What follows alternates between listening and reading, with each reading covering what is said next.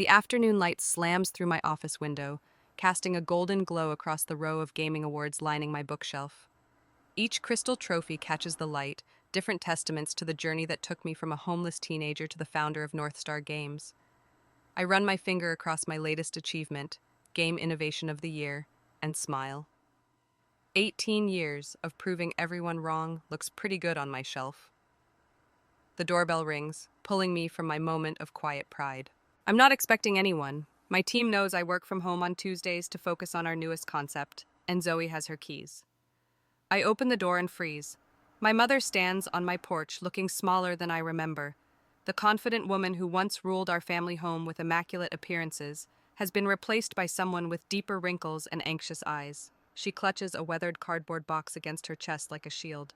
"Eliza," she says, her voice wavering. "May I come in?" 18 years of minimal contact, holiday cards returned unopened, voicemails deleted, graduation invitations ignored, and now she appears unannounced at my door.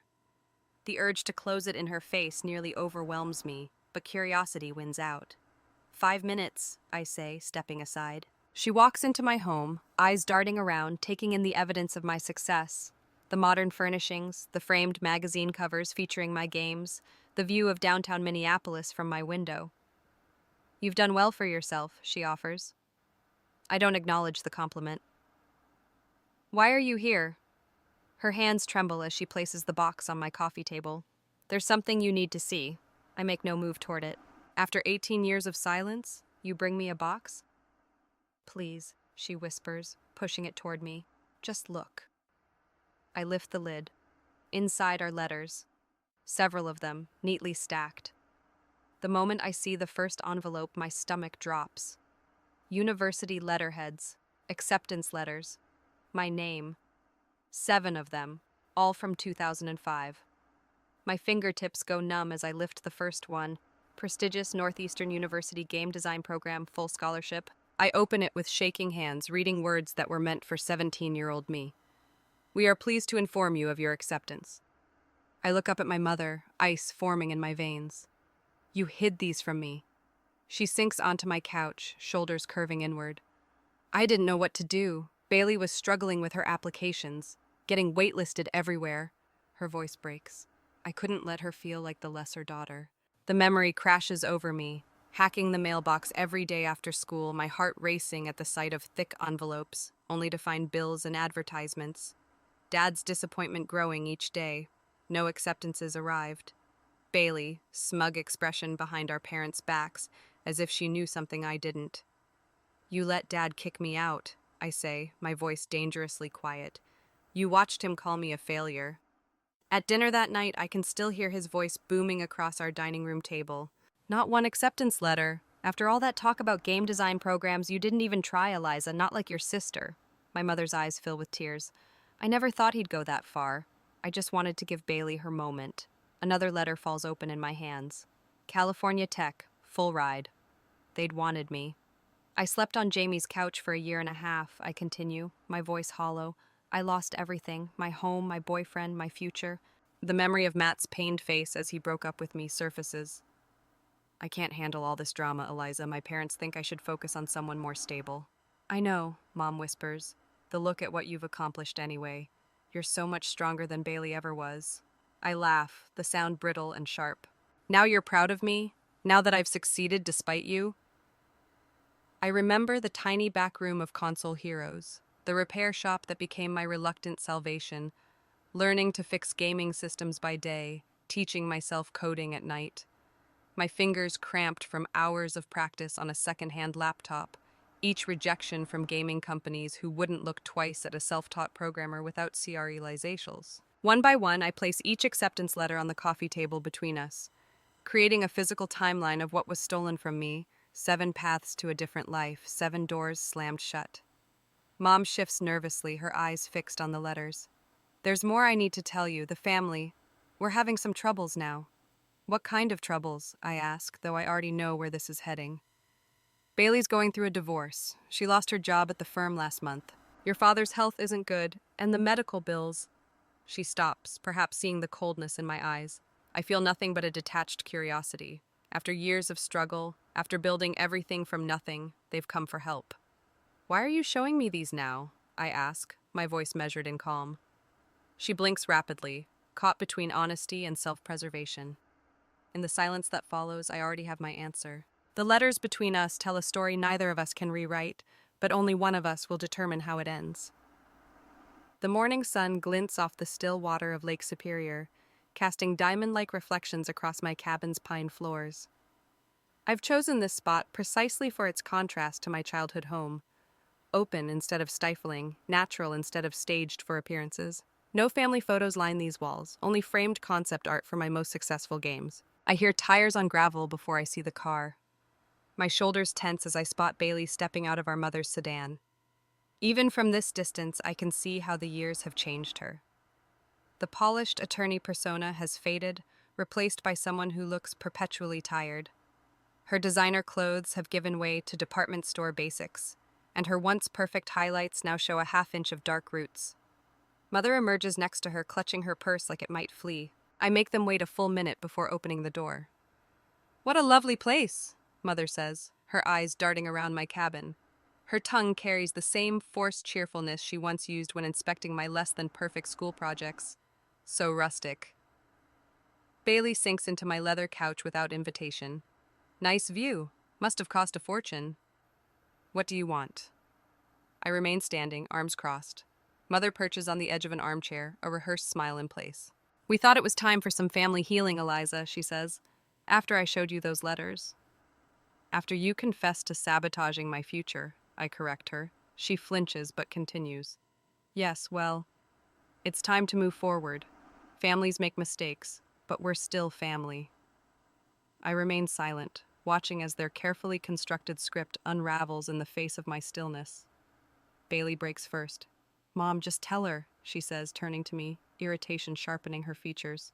"Dad's medical bills are piling up. The insurance isn't covering his heart treatments. I lost my partnership at the firm last month, and Jason is dragging out the divorce proceedings to avoid paying alimony.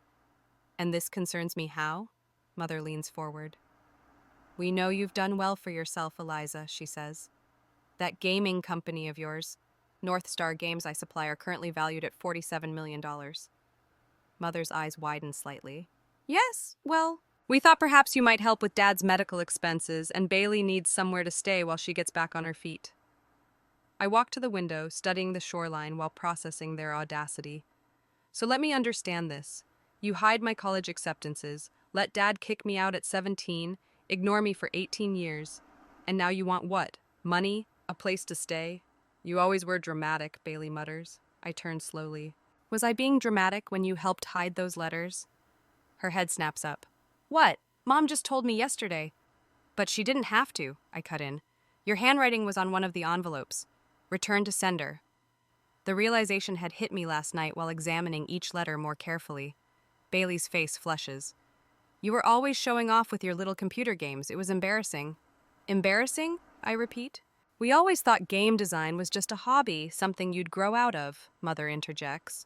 Bailey leans back, arms crossed defensively.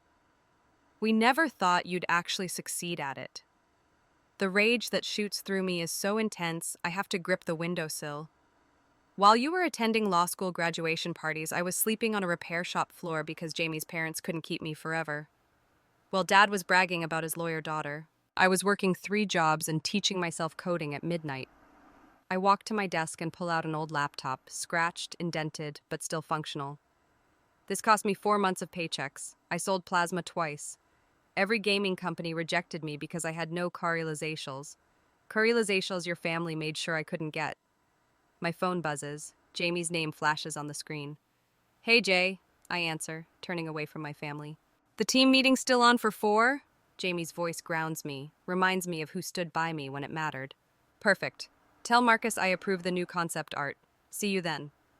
I hang up, strengthened by this brief connection to my real support system. Mother watches me intently. "Your team sounds important to you." "They are my family," I say simply. "They believe in me, always have."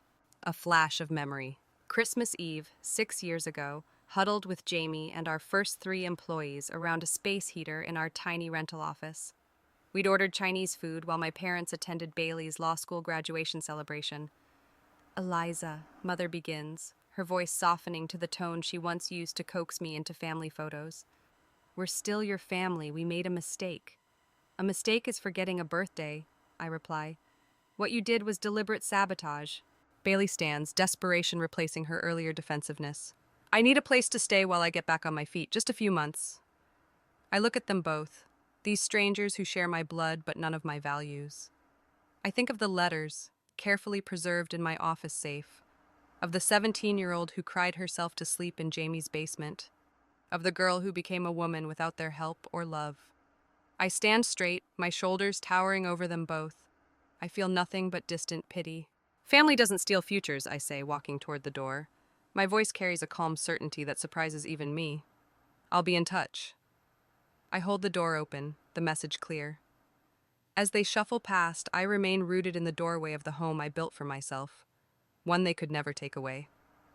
The first month's rent for my apartment eats nearly every dollar I've saved.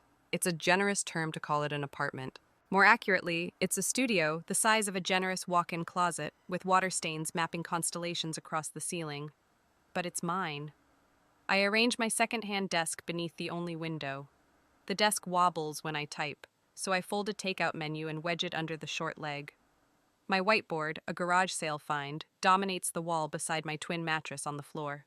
It's covered in multicolored scrolls, game mechanics, storyline fragments, and a growing collection of rejection emails paraphrased into lessons. Concept lacks market viability translates to make something people actually want. Insufficient technical demonstration translates to learn to code better. Requires industry experience translates to find another path in. 3:00 a.m. finds me hunched over my keyboard, eyes burning. Then it happens, not with a dramatic flash of inspiration, but with a quiet realization that settles into my bones. I've been designing games I thought would impress established companies, games I don't actually want to play. I push away from my desk, grab a marker, and wipe my whiteboard clean. In the center, I write 2 words: North Star Games. My own company, my own vision. No more begging for approval from gatekeepers who can't see past my lack of creolizations. Month 11 of development, and my landlord's patience wears as thin as my wallet. I stand in the parking lot of Lenny's used cars, watching a stranger drive away with a Wanda. The envelope of cash in my pocket feels simultaneously heavy and insufficient. It's enough for 3 months' rent, maybe 4 if I cut back on everything else. 2 weeks later, I'm coding by candlelight. The electricity notice came yesterday. Final warning, service terminated. My laptop battery has 3 hours left. I gather my notes. The 24-hour diner 3 blocks away has outlets and free refills for paying customers. The waitress there, Vera, has started saving me the corner booth on Tuesday nights. My phone buzzes as I lock my apartment door. Haley's name flashes on the screen. "Hey there, little sis," she says when I answer, her voice dripping with sugary concern. "Just checking in. How's the little game project coming along?" I hear the eagerness beneath her words, the hunger for details of my struggle. These calls always come when our parents are nearby, so Bailey can relay my failures in real time. "It's going great," I lie, shivering as I walk through the November chill. "Investors are showing interest." She pauses momentarily, thrown.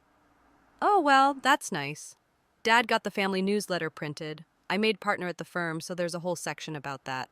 Yes, being what she doesn't say is I'm not mentioned at all, just like the Christmas card that arrived last week with the Brooks family, signed in my mother's perfect handwriting. "You've got 15 minutes, Marcus Washington checks his watch, not looking up from the stack of portfolios on his desk. As founding partner of Washington Gameworks, he's a legend in indie development circles and notoriously impatient. I place my laptop on his desk and open the prototype. No fancy presentation, no rehearsed speech, just the gaming vision made real through months of solitary work. "It's called Recode," I say, stepping back to let him explore the interface. An immersive narrative where players literally rewrite their world to solve puzzles and advance the story.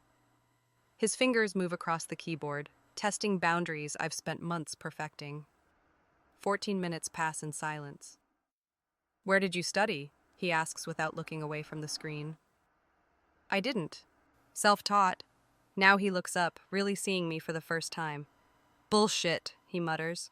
"I taught myself too, plus, from library books," I shrug. "JavaScript from online tutorials." He leans back in his chair. "You're Eliza Brooks, yes?" The coffee shop girl who fixed my daughter's gaming console last year? Marcus is quiet for a long moment, studying me with new interest. Then he reaches for his checkbook. 20,000, he says, writing, for 10% equity in whatever company you're forming to develop this further. My knees nearly buckle. I don't thank me, he interrupts, tearing out the check. This isn't charity, this is the best investment I'll make this year.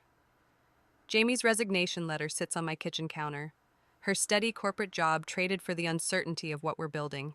You're insane, I tell her, not for the first time as we unpack equipment in our rented office space, a former storage room above a print shop downtown. Probably, she agrees, setting up her workstation, but you needed a CTO, and I needed to stop designing soulless mobile games for people who don't care about gaming. Our team grows slowly. Marcus introduces us to Zach, a gifted artist who creates worlds with his stylus that make players forget they're looking at pixels. Then comes Dana, whose music compositions turn simple animations into emotional experiences. We work through Thanksgiving, eating pizza at our desks while coding. Christmas finds us debugging through the night, the office decorated with a single strand of lights around our whiteboard. Shouldn't you guys be with your families? I ask during our 2:00 a.m. pizza break. Dina shrugs.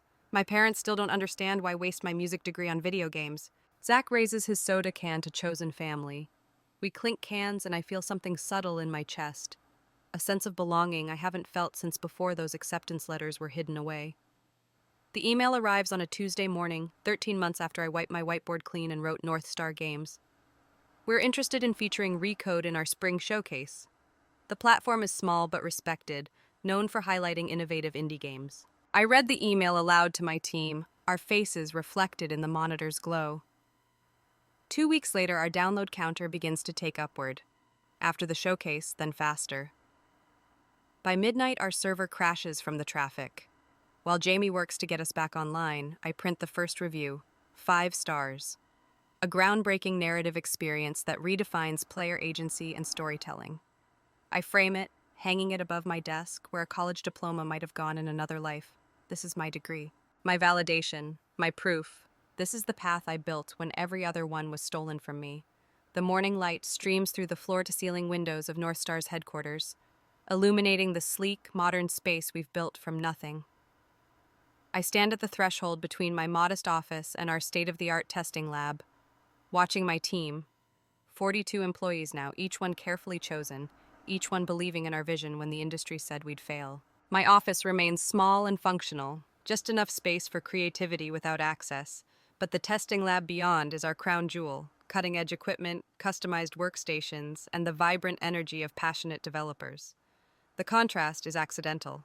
I've learned that balance between humility and ambition is what drives sustained success. My eyes drift to the framed review on my wall. The first positive press coverage when GameStream called our debut release revolutionary in its approach to player agency. I had it framed, not in gold or mahogany, but in the same cheap black plastic as the frame that once held my high school diploma. A reminder of beginnings. My phone buzzes for the 3rd time today. Mother again. I silence it without looking and return to my desk, where my tablet displays the latest in a growing collection of desperate family communications. 7 voicemails from my mother in the past week, each more urgent than the last. Eliza, please call us back. We really need to talk. Your father isn't doing well. He's asking about you. Can we please just have lunch somewhere public, if that makes you feel better? And then yesterday, the security footage Jamie forwarded. Bailey standing in our lobby, demanding to see me, eventually being escorted out by security. Her designer handbag clashing with her frayed composure. This morning's email from her PR director included screenshots of my father attempting to connect with our business partners on LinkedIn, clumsy digital footprints from a man who once called computers expensive toys. You need to see this, Jamie says, appearing in my doorway with her tablet extended. Her expression warns me it's nothing good. I take it and scroll through recent social media posts from my family members. Sudden enthusiastic mentions of how they've always supported Eliza's creativity, and how family has always been the backbone of her success. Mother has even unearthed a photo of 12-year-old me holding a gaming controller, captioned with fabricated pride. They're getting desperate, I say, handing the tablet back. Jamie sits across from me. What's your play here? I don't answer immediately. Instead, I open my bottom drawer and extract a leather portfolio, one Marcus gave me when we secured our first major investor. Inside is the legal consultation I obtained last week, outlining options for establishing formal boundaries. I've been doing some calculations, I tell her, revealing the spreadsheet I've been meticulously developing about exactly what was stolen from me. Jamie leans forward, her eyes widening as she scans the document. You're itemizing it? Every dollar? My voice remains steady, emotions carefully contained.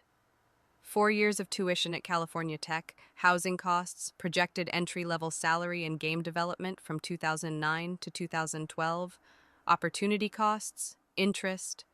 I slide the tablet toward her, showing the final figure, $184,200.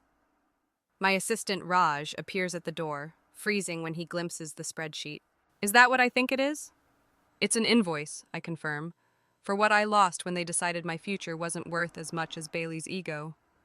Are you actually sending them a bill?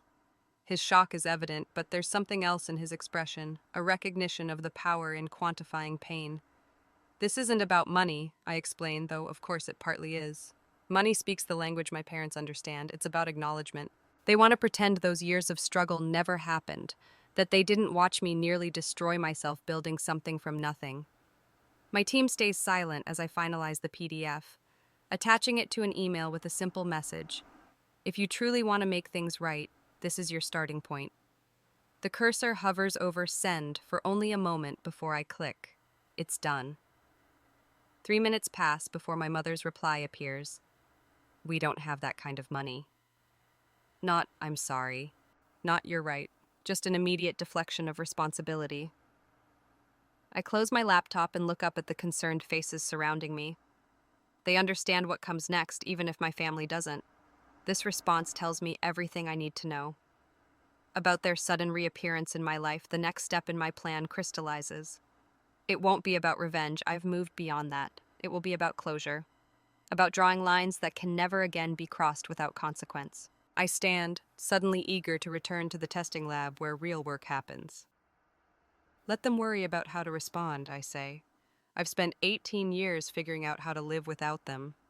They can spend a few days learning what it feels like to be powerless. As my team disperses, I pause at the framed review on my wall, tracing the word revolutionary with my fingertip. Some revolutions begin with grand gestures. Others, like mine, start with an invoice and the quiet power of putting a price on what was once deemed worthless. The afternoon light slants through the conference room windows of North Star Games, casting long shadows across the polished table where Jamie and my 3 closest team members sit. Their faces reflect various shades of concern as I lay out the acceptance letters in chronological order. I thought about this for weeks, I tell them, my voice steadier than I expected. The invoice was just the first step. Eliza, my lead designer, glances at the letters, then back at me. They didn't respond to the invoice at all. Oh, they responded. I pull the email up on my phone. My mother said they don't have that kind of money. As if that was ever the point. Jamie leans forward, elbows on the table. 18 years of friendship has given her an almost supernatural ability to read my intentions. This isn't about getting even, is it? It's about closure. Exactly. I tap my finger on the University of Southern California letter. My top choice, full ride, the golden ticket to the future I dreamed of. I don't want their money. I want them to understand what they took from me. Marcus, my marketing director, who started as an intern when we were both working out of a garage, frowns. What are you thinking? A letter? A formal statement? I shake my head. Something they can't ignore or explain away. Something that will sit in their house and remind them every single day. The team exchanges glances, but it's Zach who finally speaks. The acceptance letter itself, he suggests, a thoughtful look on his face. Framed, for the first time. I smile with a very specific inscription. My hands tremble slightly as I lift the USC acceptance letter from its envelope. The yellowing paper feels fragile, like a pressed flower, preserving a moment that never fully bloomed. I smooth it carefully on my desk, studying the official letterhead, the enthusiastic language, the generous scholarship offer. This one, I tell the framer, sliding it across the counter in its protective sleeve. I want something simple but substantial. Black frame, acid-free matting. The framer, a gray-haired woman with artist's hands, studies the letter. This is from 2005, she observes. Must be important to you. It was supposed to be, I reply, my voice carefully neutral. I'd also like an inscription on a brass plate at the bottom, I add. She reaches for her notepad. What would you like it to say? I hand her a slip of paper with the words I've crafted and discarded dozens of times until landing on the perfect phrasing. Words that encapsulate 18 years of struggle and triumph. Her eyebrows lift slightly as she reads it, but she asks no questions. I'll have this ready by Friday, she says. Would you like it gift wrapped? No, I tell her, but I would like the highest quality glass you have. I want it to last. My living room feels too quiet as I stare at the finished frame. The black border gleams in the lamplight, the letter perfectly centered on cream matting. At the bottom, the brass plate catches the light, my message engraved in elegant script. This is what I earned. You were never worthy of it. Jamie sits across from me, nursing a glass of wine. Are you sure you don't want to deliberate yourself? See their faces? I shake my head, running my finger along the edge of the frame. That would make it about me. Need to witness their reaction? This isn't about me anymore. It's about them living with the truth. Courier service, then? With signature required? She asks. I wrap the frame carefully in bubble wrap, then place it in a sturdy box. No return address, no note. Cold, Jamie says, but her tone holds admiration rather than judgment. Precise, I correct her, sealing the box with packing tape, like cauterizing a wound. 3 days later, my phone pings with the delivery confirmation. The package has been signed for by Thomas Brooks, my father.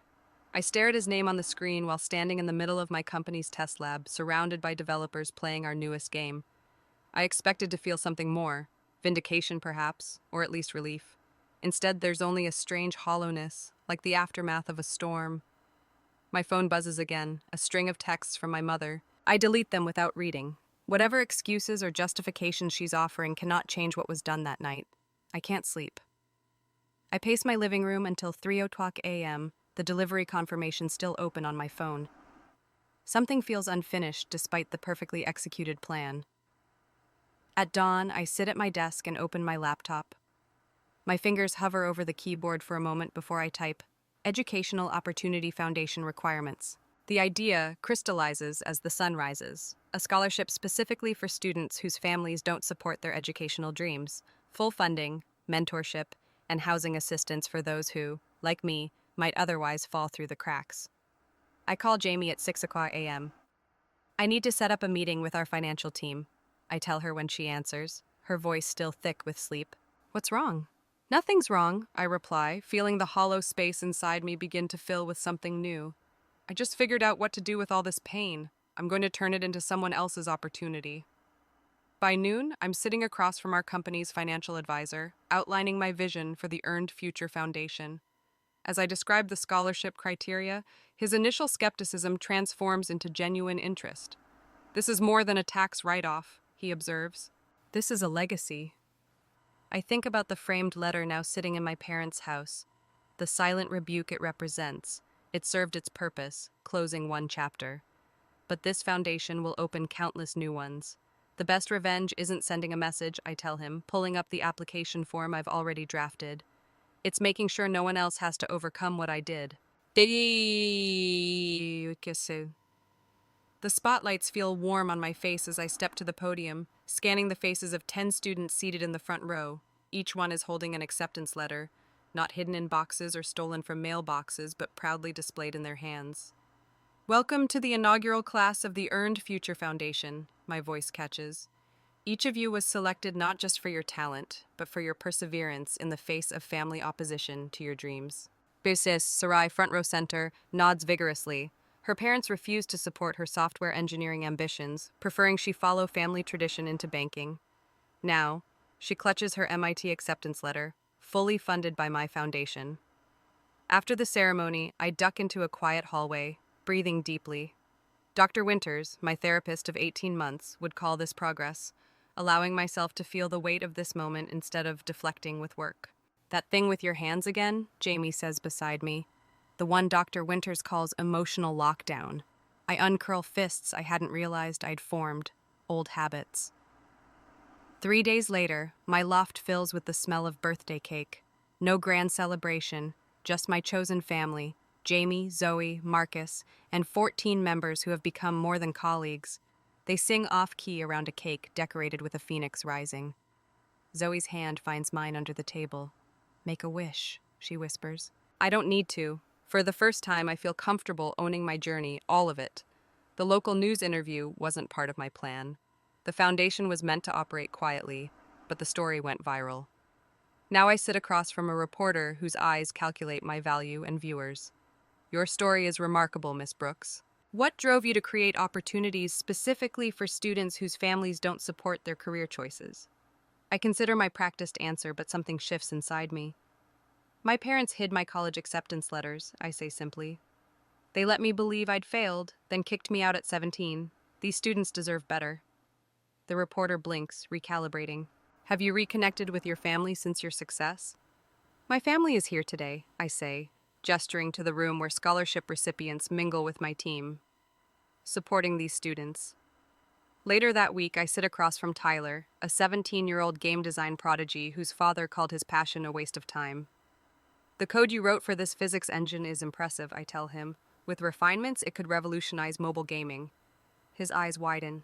Really? My dad said the same thing, I reply. I turn my monitor toward him, showing the prototype that became Northstar's breakthrough title. As Tyler leaves, my assistant mentions the new segment is trending online. On my screen, an alert shows it was viewed in my hometown. I imagine my parents in their living room finally witnessing what they lost. Not just me, but the chance to be part of something meaningful. The nationwide expansion announcement exceeds our expectations. 30 scholarships next year, with partnering tech companies offering mentorships. Standing at the industry conference podium, I unveil both the program's growth and Northstar's most ambitious game, a tone that weaves lessons about chosen family throughout its narrative. Success isn't measured by meeting family expectations, I tell the audience. It's about creating something meaningful from your unique vision, regardless of who believes in you. That evening, I retreat to my cabin on Lake Superior. The sunset paints the water gold as I read a letter from Sarai, now completing her first semester. You showed me that sometimes our real family is the one we built, not the one we're born into. Sin. On my wall hangs a framed acceptance letter, not sent back to taunt my family as I once planned, but displayed prominently in the foundation office, where it inspires others. Sometimes the best revenge is creating the future they tried to steal from you.